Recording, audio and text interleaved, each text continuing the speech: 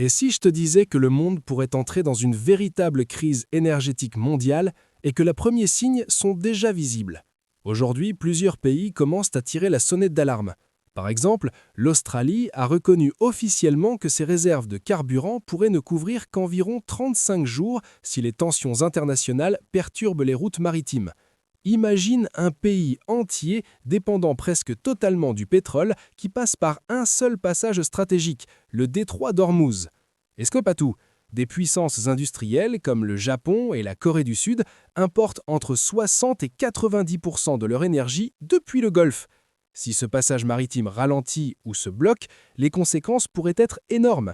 Transports perturbés, usines au ralenti et économie sous pression. Pendant ce temps, sur la scène internationale, les déclarations deviennent de plus en plus fermes. Certains responsables affirment pouvoir tenir longtemps dans cette confrontation stratégique, alors que d'autres cherchent déjà à renforcer leurs capacités militaires et énergétiques. Résultat, les marchés mondiaux commencent à réagir. Les prix du pétrole ont atteint leur niveau le plus élevé depuis plusieurs années et cela ne fait que quelques jours que la tension monte. Maintenant, imagine si cette situation dure un mois entier, ou plus. Dans la région du Golfe, la situation est également sensible. Une grande partie de la nourriture est importée par voie maritime et beaucoup d'économies dépendent de chaînes logistiques internationales. Si ces routes sont perturbées, l'impact pourrait toucher l'énergie, l'alimentation et le commerce mondial.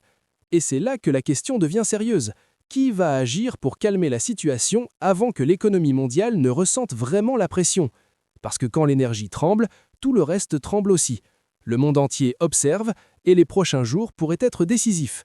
Alors dis-moi en commentaire, penses-tu que cette crise va se calmer ou que le monde entre dans une nouvelle ère énergétique?